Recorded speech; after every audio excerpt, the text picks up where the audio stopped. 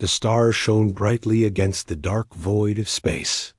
Commander Elaine Ward stood on the bridge of the Earth Fleet flagship Resilience. Her blue uniform fit her tall frame perfectly. She watched the main screen as it showed the ship moving through space. Another quiet day, she said to herself. For 6 months, the Resilience had patrolled this section of the Orion Arm. Humanity had only recently joined the galactic community. Many alien species still viewed humans with fear and distrust. They called Earth a death world because of its high gravity and radiation levels. The aliens couldn't understand how humans survived, let alone thrived, in such harsh conditions. Lieutenant Peter Collins sat at the communications station. His fingers moved quickly across the control panel. Suddenly, he sat up straight. Commander, I'm picking up a signal. It's weak, but it's definitely not human. Put it through, Ward ordered, walking to his station. Static filled the speakers. Then, between bursts of noise, words came through. Help us. They consume everything. Only legends speak of your kind, ... Deathworlders, ... please. The bridge fell silent. Everyone looked at Ward. Can you clean it up? She asked. Collins shook his head. This is as good as it gets. The signal is coming from deep in Cerebian space, about 3 weeks away at our top speed. Ward pressed a button on her wrist communicator. Admiral Murphy to the bridge, please. 5 minutes later, Admiral Frank Murphy entered. He was an older man with gray hair and a face marked by years of service. He had led ships during the Mars conflict 20 years ago, before Earth united under one government. What's so important that you called me away from my lunch, Commander?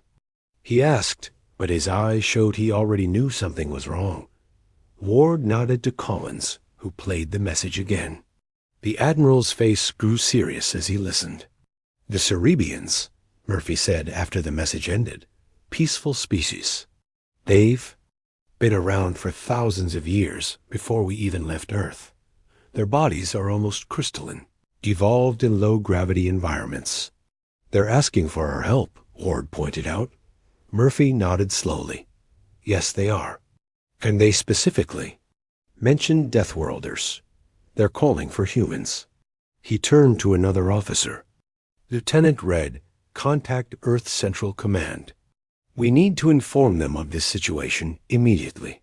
While they waited for a response from Earth, Ward asked the ship's science officer to step forward. Grace, what do we know about the Cerebians? Science. Officer Grace Winters, a woman with short blonde hair and quick eyes, brought up information on her tablet. The Cerebian Federation includes 12 star systems and 27 inhabited worlds. They're known for their art, philosophy, and advanced medical science. They have ships, but not many weapons. They believe in peaceful solutions to all problems. And what could be consuming them? Ward asked. Winters shook her head. Without more information, I can't say for sure. There are records of aggressive species in this sector, but nothing that would cause the Cerebians to request help from Vins. Well, us. 6 hours later, a response came from Earth. The ship's officers gathered in the meeting room as Admiral Murphy displayed the message. Earth Central Command has debated the situation, Murphy explained. They've decided to send us to investigate. The Cerebians have never bothered us, and if something is threatening them, it could eventually threaten Earth too. Tactical Officer Nathan Reed raised a hand. Sir, the message mentioned they consume everything. That sounds like a major threat. Shouldn't we request additional ships? Murphy nodded. Central Command is preparing a larger fleet, but it will take time. We're the closest ship to Cerebian space. Our orders are to assess the situation and report back. And if we find trouble? Ward asked. Then we do what humans have always done, Murphy said with a grim smile. We adapt and overcome. The next 3 days were busy. The crew prepared the ship for possible combat. Ward worked with Collins to try to establish communication with the Cerebians, but there were no more messages. Science Officer Winters studied all available information about Cerebian culture and language. Their society values harmony above all else, she reported. They've never fought a war among themselves. I'm not sure they even understand the concept of invasion. Tactical Officer Reed ran simulations on the ship's computer. Based on the little information we have, I'm modeling different scenarios. If something is consuming entire worlds, we're talking about a major threat. The Resilience is a good ship, but we might be severely outmatched. On the fourth day, Admiral Murphy called a ship-wide meeting. All 320 crew members gathered in the Owl main hall or watched from their stations. We are now on course for Cerebian space, Murphy announced. In approximately 18 days, we will reach the border. We don't know what we'll find there, but we know someone has asked for our help. He looked around at the crew. Throughout history, humans have been tested by harsh conditions. Our planet tried to kill us every day, but we survived.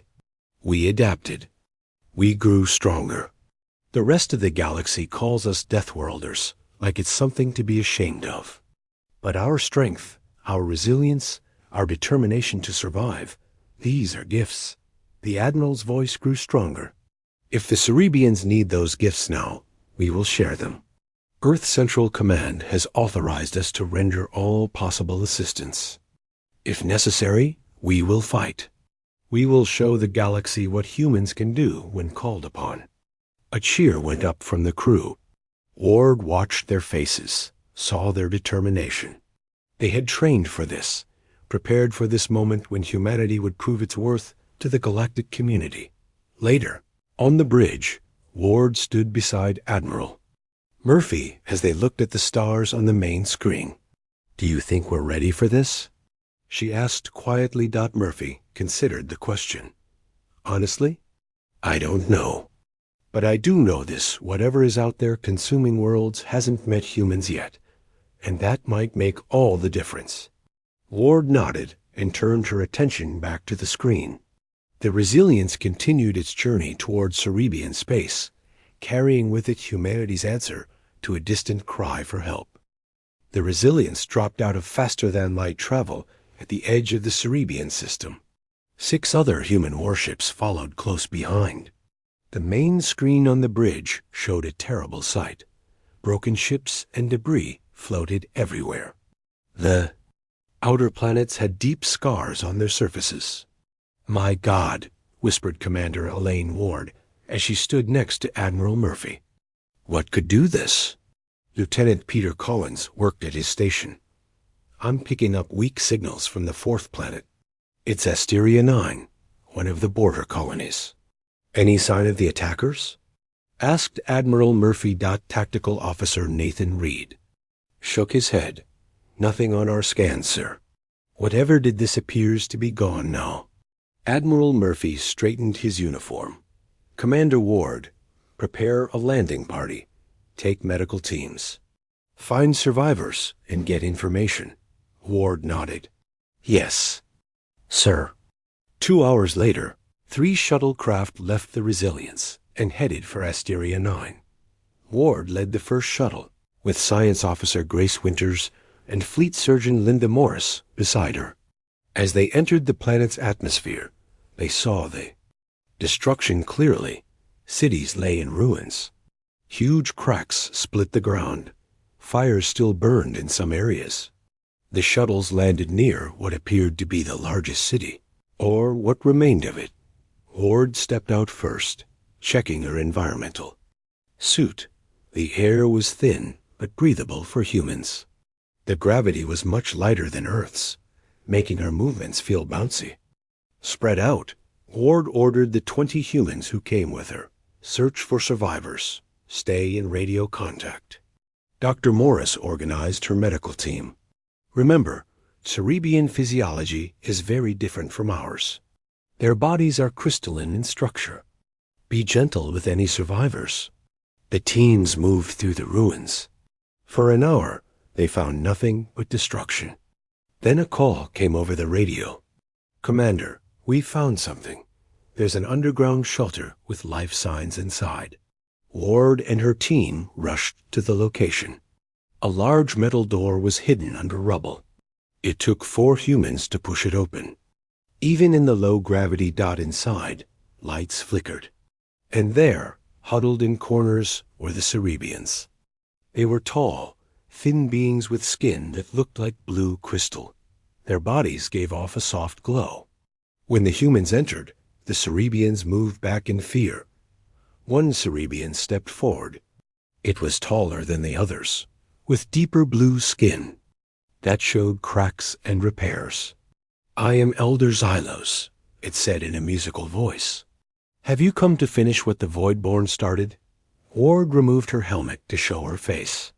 "No, we are humans. We received your distress call."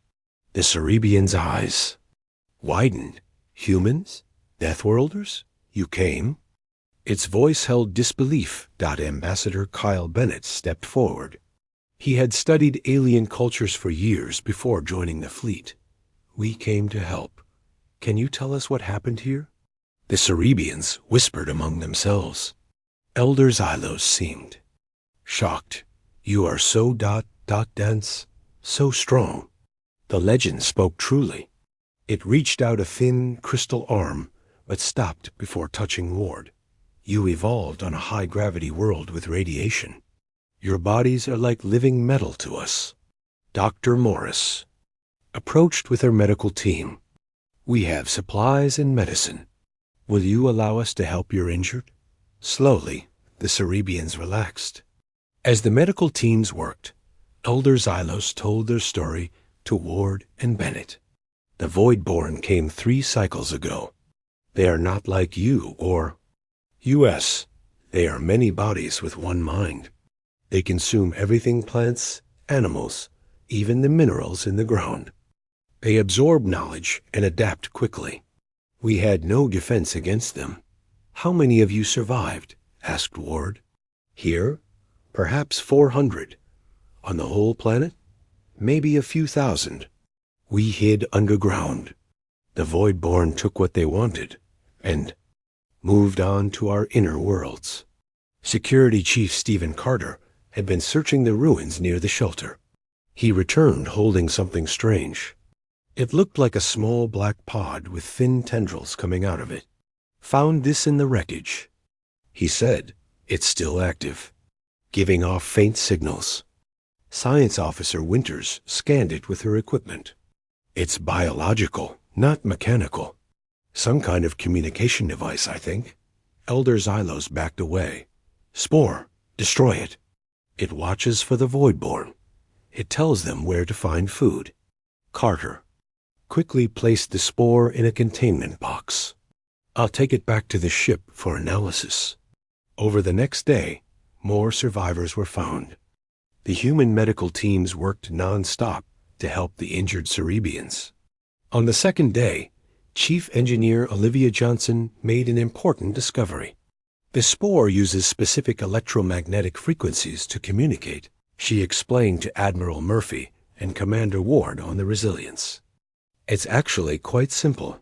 The Voidborn seem to use these same frequencies to coordinate their actions, like a hive mind."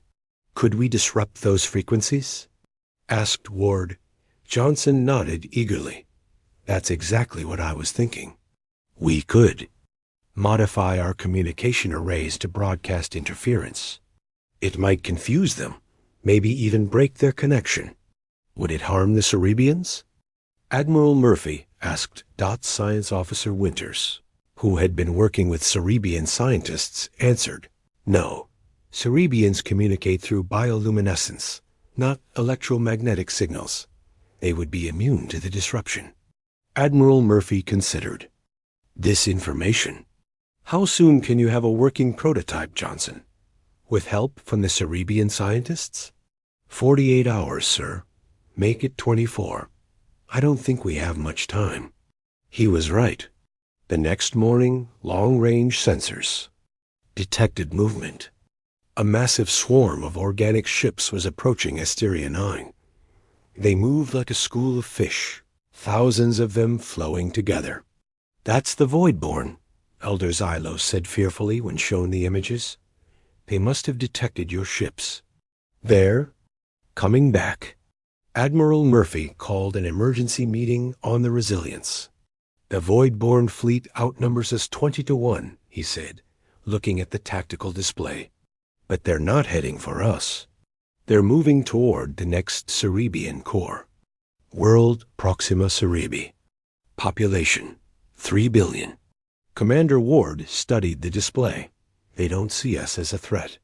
"That's about to change," Murphy said firmly. "We're going to position ourselves between that swarm and Proxima Cerebi." "Commander Johnson, how's that? Disruption device coming?" "Nearly ready for testing, sir." Murphy nodded. "Good, because in 12 hours, we're going to introduce the Voidborn to humanity, and they're not going to like the meeting." The 7 human ships moved into position, preparing for a battle unlike any humans had fought before. The crew of the Resilience worked frantically, preparing weapons and defenses. As the Voidborn swarm approached, Admiral Murphy addressed his fleet. "This is why we're here," he said. "To protect those who cannot protect themselves. To show the galaxy that humans use their strength to defend, not conquer. All ships, battle stations. We stand between the Voidborn and billions of innocent lives." "Commander." Ward looked out at the approaching swarm. For the first time, the Voidborn would face Deathworlders, and she intended to make it a meeting they would never forget. The 7 human ships formed a line between the Voidborn swarm and the populated Cerebian world. From the bridge of the Resilience, Admiral Murphy watched the enemy approach. The Voidborn ships looked like giant dark sea creatures, with smooth, curved hulls and no visible weapons. "All ships, this is Admiral Murphy. Hold position. Wait for my command to engage." Commander Ward stood beside the Admiral. "They still don't see us as a threat. They're maintaining course directly toward us." "Good," Murphy said. "Let them get closer." Lieutenant Collins opened a channel to the Voidborn. Collins worked at his station. "Channel open, sir." Murphy spoke clearly. "Attention Voidborn vessels. This is Admiral Frank Murphy of the Earth Fleet. You have attacked members of the Cerebian Federation, who are under our protection. Withdraw immediately, or we will defend them with force." There was no response. The swarm continued forward without slowing. "They're not changing course, sir," Tactical Officer Reed reported. Murphy nodded. "I didn't think they would." "All ships, prepare to engage. Fighter squadrons, launch when ready." Small fighter craft poured out from the human ships. Lieutenant Michelle Garcia led Hawk Squadron from the Resilience. Her voice came over the radio. "Hawk Squadron ready, sir." "Target what appear to be their neural clusters," Murphy ordered. "Hit and run attacks only. Do not engage in prolonged combat." Garcia acknowledged. "Understood, Admiral." "Hawks, follow me." The fighters raced toward the Voidborn swarm. They were tiny compared to the massive organic ships, but they were fast and maneuverable. Garcia led her squadron between 2 large Voidborn vessels. They fired their weapons at bulging sections that glowed with faint light. The Voidborn ships shuddered. Some of the smaller ones began to move erratically. "It's working," Garcia called. "The neural clusters are vulnerable." On the bridge of the destroyer Intrepid, Captain Ryan Lewis watched the fighter's success. "All weapons, target the neural clusters. Fire when ready." The human warships opened fire. Energy beams and missiles struck the Voidborn fleet. The organic ships had no shields. Their hulls absorbed some damage, but the concentrated fire on their neural clusters caused severe harm. For the first time, the Voidborn reacted. Their smooth hulls opened to reveal what looked like giant mouths. They fired streams of acidic fluid toward the human ships. Evasive maneuvers. Murphy ordered as the first stream headed toward the Resilience. The human ships moved with incredible speed and precision. They executed turns and rolls that would crush most alien species under the G-forces. This was where humans' evolution on a high-gravity world gave them an advantage. Their dense bodies and strong hearts could withstand maneuvers that would kill most other species. Even so, some of the acid struck the human ships. Alarms blared on the Resilience as acid ate through the outer hull in several places. Damage control teams to decks 3 and 7, Ward ordered. Seal those sections. The battle intensified. The Voidborn began to adapt, changing their tactics to mimic the humans. Their ships started moving in formation, coordinating their attacks. They're learning, Murphy said grimly. Communications Officer Price, is the disruption frequency ready? Lieutenant Daniel Price nodded. Yes, sir. Engineer Johnson has it prepared, but we need to get closer to their main vessel for maximum effect. Murphy studied the tactical display. In the center of the Voidborn swarm was an enormous ship, at least 5 times larger than the Resilience. That must be their Queen Mind, he said. Captain Lewis, have the Intrepid provide us cover. We're going in. The Resilience and the Intrepid pushed forward into the swarm. The Intrepid moved ahead, drawing fire while the Resilience aimed for the central vessel. Broadcast the disruption frequency, Murphy ordered. Price activated the system. The Resilience began transmitting the electromagnetic signal designed to interfere with the Voidborn hive mind. Immediately, the smaller Voidborn ships near them began to move erratically. Some crashed into each other. Others stopped moving entirely. It's working, Ward exclaimed, but the victory was short-lived. The main Voidborn vessel adjusted its own frequencies. The disruption became less effective. Worse, the Resilience took a direct hit to its engines. Propulsion systems damaged, reported Engineer Johnson over the com. We can't maintain speed or maneuverability. A massive Voidborn ship turned toward the now vulnerable Resilience. Smaller vessels began to surround it. Murphy's face was grim. We need to get closer to broadcast the disruption directly into their main vessel. With respect, sir, we can't move, Ward pointed out. Murphy was silent for a moment. Then he said, no, but a shuttle craft could. A small team could board the Voidborn ship and plant disruption devices directly at its core. Ward understood immediately. A boarding party. Sir, I volunteer to lead it. Murphy looked at his second-in-command.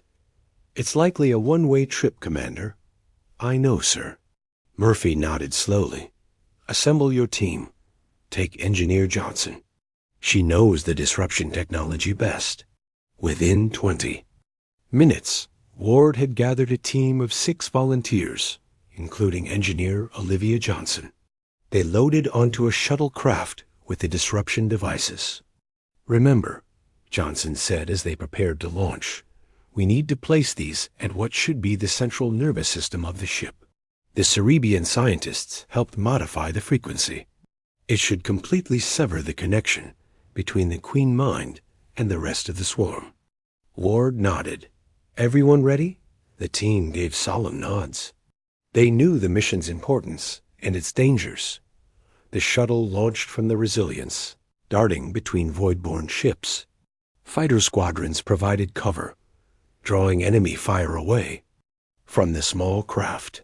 They're through. Collins reported from the Resilience bridge. The shuttle has reached the main vessel. Ward's team found an opening in the organic hull. They landed inside what looked like a giant mouth. The interior of the Voidborn ship was dark and wet, like being inside a living body. This way, Johnson said, following readings on her device. The neural center should be ahead. They moved deeper into the ship, placing smaller disruption devices as they went. They encountered no resistance. The Voidborn apparently had no concept of internal security. Finally, they reached a massive chamber filled with pulsing, glowing tissue. "This is it," Johnson said. "The Queen Mind." They began placing the main disruption devices around the chamber. Suddenly, the ship shuddered violently. "What was that?" Ward asked. "The Queen Mind knows we're here," Johnson replied, working faster. "The ship is trying to expel us." The team finished setting the devices. Johnson activated them remotely. "They're all working. We have maybe 5 minutes before this whole place collapses." Ward looked at her team. "Then let's move." Back to the shuttle. They ran through the twisting corridors of the living ship. Behind them, the disruption was spreading. The ship's tissues began to die as they neared their shuttle. A massive section of wall collapsed, blocking their path. "Find another way," Ward ordered, but there was no other way. The ship was collapsing around them. On the Resilience, Admiral Murphy watched as the main void-borne vessel began to convulse. "Get them out of there," he ordered. "Get our people out." "There," was no response from Ward's team. Then the massive void-borne ship exploded from within. The shock wave hit the Resilience, causing more damage. Commander Ward's team. The shuttle ... Collins couldn't finish. Murphy stood straight, his face showing his grief. "They knew the risks, and they've given us our chance." He turned to Reed. "The swarm, what's happening?" Reed checked his screens. "The smaller ships are drifting." "Number. Coordination. No attack pattern. Sir ... I think they did it. They broke the hive mind connection." Around them, the human fleet pressed the advantage, targeting the now disorganized void-borne vessels. Without their central intelligence, the swarm fell into chaos. The Battle of Proxima Ceribi was turning in humanity's favor, but at a terrible cost. 3 weeks passed since the Battle of Proxima Ceribi. The remaining human ships had protected the Cerebian world from the confused void-borne swarm. Without their Queen Mind, the void-borne ships had been easy targets. Still, the cost had been high. The Resilience was badly damaged, and Commander Ward's team was presumed lost. Admiral Murphy stood in temporary quarters aboard a Cerebian vessel. His arm was in a sling, his face marked with fresh scars. He looked out at the stars, thinking of those who had sacrificed themselves. A young officer entered. "Admiral, the reinforcements from Earth have arrived." Murphy turned. "How many ships?" 30, sir. "The dreadnought Defiance leads them." Murphy nodded. Earth had sent its full military might. "Tell Captain Hughes I'll meet him aboard the Defiance." In 1 hour. The Defiance was twice the size of the Resilience, with newer weapons and stronger defenses. Captain Jason Hughes greeted Admiral Murphy as he boarded. Hughes was younger than Murphy, with a reputation for bold but calculated tactics. "Admiral, it's good to see you alive," Hughes said, saluting. "Wish I could say the same for all my crew," Murphy replied grimly. "What's the situation from Earth?" "Full commitment to the Cerebian defense," Hughes answered as they walked to the bridge. "Earth Central Command has authorized all necessary resources. We brought specialized troops and new weapons designed specifically for fighting the Voidborn." On the bridge of the Defiance, Intelligence Officer Lavra Phillips gave a report. "Based on the data from the first battle, we've identified 27 inhabited worlds currently under Voidborn assault across 3 sectors. They're spreading quickly, but their coordination has been weakened since you destroyed their main vessel." "Not destroyed enough," Murphy said. "We believe there may be more Queen Minds. The Voidborn are adapting, creating new central intelligences." Hughes nodded. "Then we'll find them all. We've brought enough firepower to handle it." A Cerebian delegation arrived on the Defiance. Elder Xylos led them, along with several Cerebian scientists. The Cerebians had begun changing too. They wore simple armor over their crystalline bodies, and some carried weapons. "The humans who fought for us inspired our people," Elder Xylos explained. For generations, we feared Deathworlders. Now we understand that evolution on harsh worlds wasn't a curse, but preparation for this moment. The Cerebian scientists revealed they had been working with human engineers to retrofit their civilian ships with armor and weapons. "We cannot match your physical resilience," one scientist said, "but we can contribute to the fight in other ways." Captain Hughes outlined his plan. "We'll split our fleet into task forces, each targeting a different void-born concentration. The Cerebians will provide local knowledge and support." Chief Scientist Eric Ramirez, who had arrived with the reinforcements, demonstrated a new technology. "We've developed symbiotic armor that can help Cerebians withstand higher gravity conditions. It will allow them to fight alongside humans." Elder Xylos tried on the armor. It covered the Cerebian's fragile crystalline body with a flexible shell. "Remarkable," Xylos said. "I can feel the support it provides." In return, the Cerebians offered their crystal technology to enhance human weapons. "Our crystals can focus energy beams to twice their normal power," a Cerebian engineer explained. "We've already begun modifying your ship weapons." Captain Hughes implemented what he called Operation Firestorm. The combined human Cerebian fleet would systematically reclaim territory from the Voidborn, starting with the most recently conquered worlds. Marine Commander Sharon Wilson led the ground forces. She was a tough, experienced soldier who had fought in conflicts on Earth and Mars. "My troops are ready," she told Hughes. "We've trained for high-gravity combat our whole lives. These Voidborn haven't seen anything yet." The first target was a small Cerebian mining colony that had fallen to the Voidborn just a month earlier. The combined fleet arrived in the system, immediately engaging the Voidborn ships orbiting the planet. With their enhanced weapons, the human ships cut through the enemy vessels quickly. On the ground, Commander Wilson's Marines secured landing zones and began clearing Voidborn infestations. "They're changing," Wilson recorded after the first ground battle. "The Voidborn are developing physical forms that can fight back. They're trying to mimic our weapons and tactics." "But they can't mimic our determination," Hughes replied, "or our experience with warfare." As news of the human Cerebian victories spread, other threatened species reached out. The Floraxians, plant-based beings from a nearby system, offered their fast ships to the Alliance. The Duranti, a species of natural miners, volunteered to help rebuild damaged worlds. Within 2 months, Operation Firestorm had liberated 6 Cerebian worlds. The cost was not small humans, and their allies lost ships and lives in each battle. But the Voidborn were being pushed back for the first time. On the bridge of the Defiance, Captain Hughes received unexpected news. "Sir, we're picking up a signal from deep in Voidborn territory.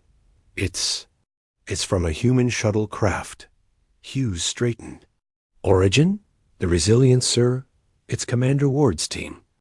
Admiral Murphy, who had been reviewing battle plans, looked up sharply. "Put it through." The voice was weak and filled with static, but recognizable. "This is Commander Elaine Ward of Earthfleet. My team is alive. We escaped the Voidborn ship before it exploded, but our shuttle was damaged. We've been hiding on an abandoned moon, repairing our communications. There are only 4 of us left. Send coordinates for extraction immediately," Hughes ordered. "Commander, what's your situation?" "We've discovered something important," Ward replied. "The Voidborn aren't just consuming. They're searching for something. We found data in their systems before we escaped. They're looking for what they call the Source World.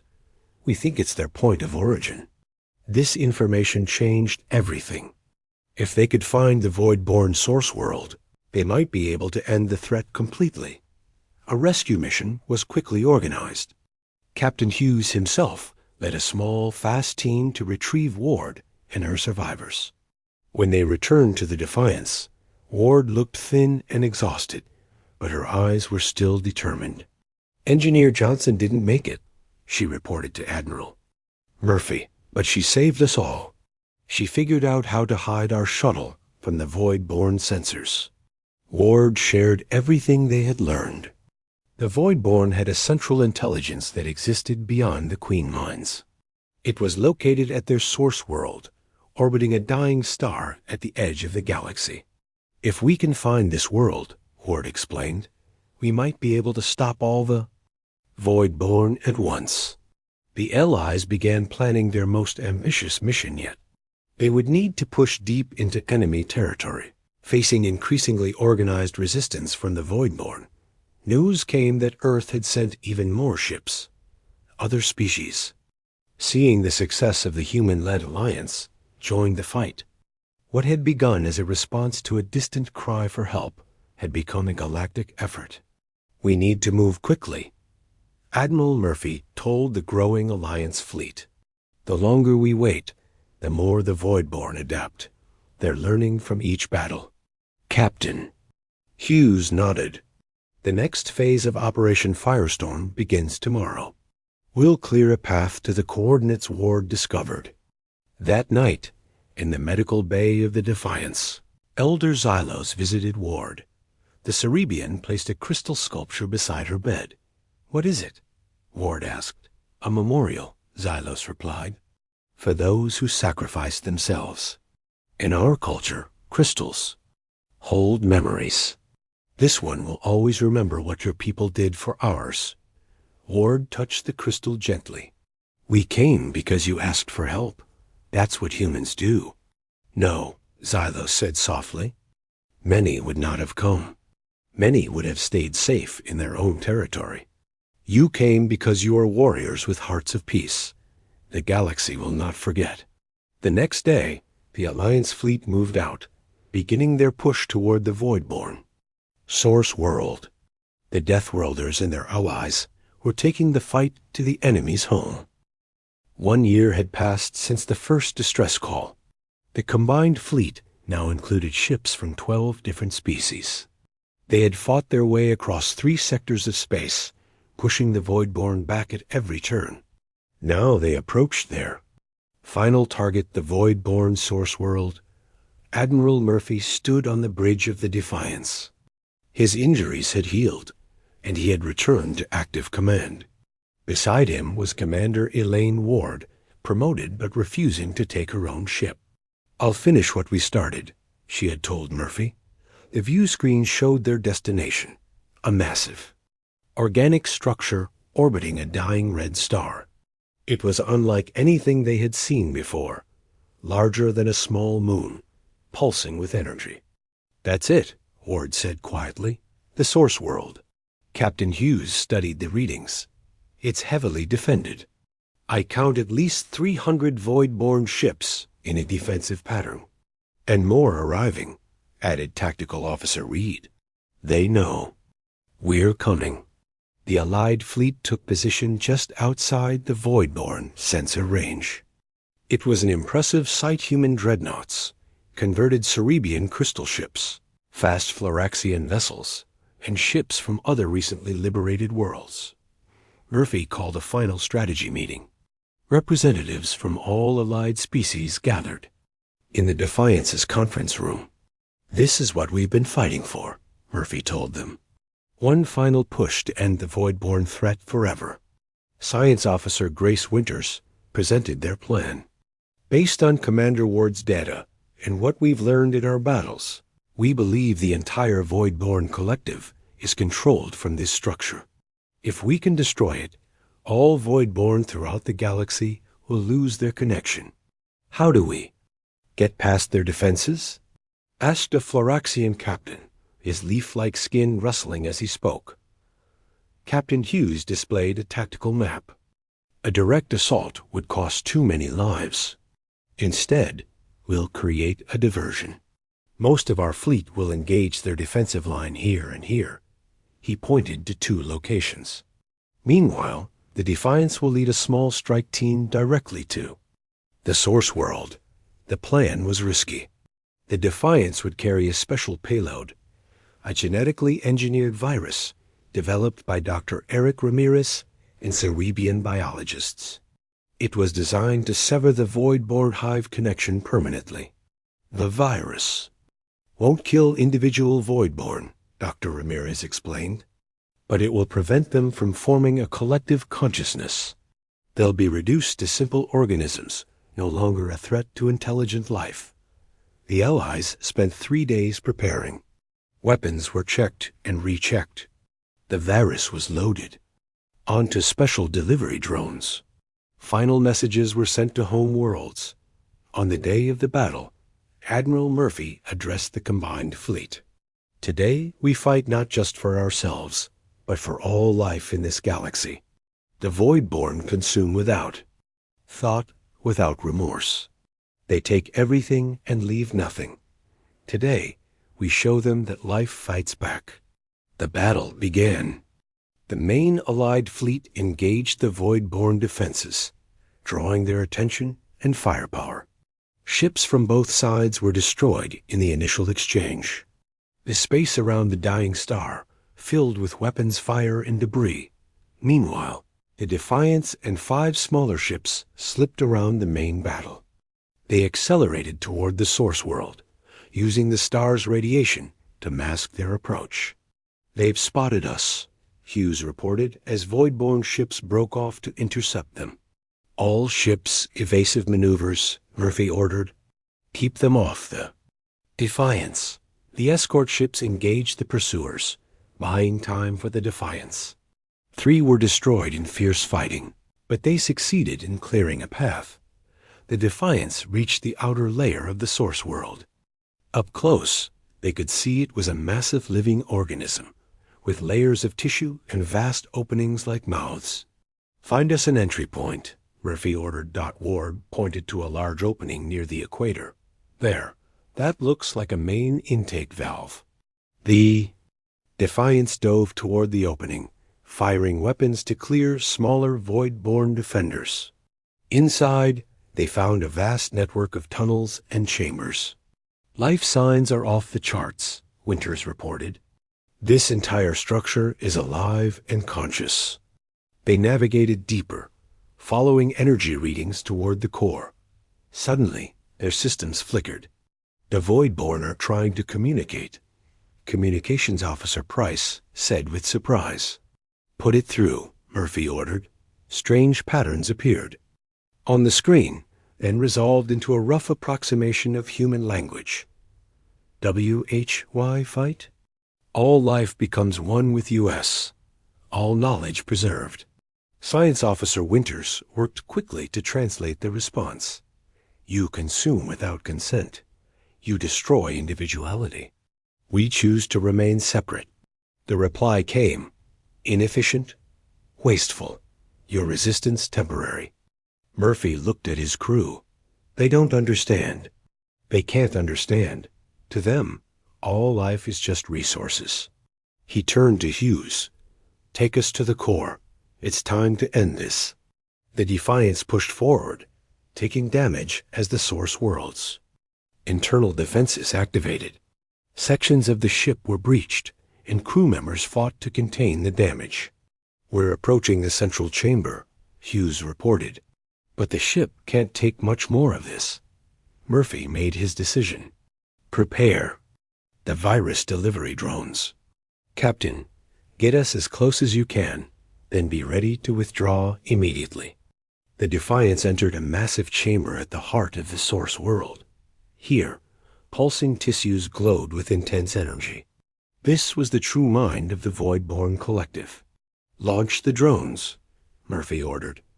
Dozens of small drones shot from the Defiance, carrying the engineered virus. They spread throughout the chamber, releasing their payload into the living tissue. The effect was immediate. The tissues convulsed. Energy patterns became erratic. Throughout the chamber, connections began to break down. "It's working," Ramirez exclaimed. "The virus is spreading throughout the collective." But the Defiance was now in danger. The convulsing tissues crushed sections of the ship. Systems failed across all decks. "We need to get out now," Hughes urged. "Full reverse thrust," Murphy ordered. "Get us clear." The Defiant struggled to pull away from the dying source world. Outside, the battle had turned. Void-born ships drifted aimlessly as their connection to the collective mind was severed with a final burst from its damaged engines. The Defiants broke free of the source world. Behind them, the massive structure began to collapse in on itself. All Allied ships, this is Admiral Murphy. Mission accomplished. The Void-born collective has been neutralized. Withdraw to safe distance. The Allied fleet regrouped at the edge of the system. They watched as the source world died, its energy fading away. Reports came in from across the galaxy everywhere. The Voidborn had stopped attacking. Individual organisms remained, but without their hive mind, they were no more dangerous than any other wildlife. The victory came at a heavy cost. Many ships and lives had been lost in the final battle. 3 months later, representatives from all allied species gathered on Earth. It was the first time many of them had visited a death world. They marveled at the humans who thrived in such high gravity and radiation. The Galactic Council, which had previously feared human involvement in galactic affairs, extended full membership to Earth. Ambassador Kyle Bennett negotiated the Treaty of New Beginnings, establishing defense pacts and cultural exchange programs. A memorial service honored those lost in the war. Admiral Murphy, his uniform decorated with new medals, addressed the assembly. "We evolved on a world that tried to kill us every day. We survived because we learned to protect each other. Today, we extend that protection to the stars." When the aliens cried out, humanity answered, "Not because we are warlike, but because we understand the value of life, hard-won against impossible odds." Commander Ward, now appointed as Earth's first military liaison to the Galactic Council, stood with Elder Xylos. They watched as Cerebian and human children played together beneath the starlit sky of Earth. "Your children show no fear of our differences," Xylos observed. Ward smiled. "Children rarely fear what adults teach themselves to fear. They see only new friends, new possibilities." "Deathworlders," Xylos said, but now the word held respect, not fear. Perhaps that was the wrong name all along. Life Defenders might be more fitting. As night fell on Earth, ships from a dozen worlds orbited peacefully above. The stars held new promise, not of danger, but of friendship and alliance. When the aliens had cried out, the Deathworlder fleet had answered, and the galaxy would never be the same.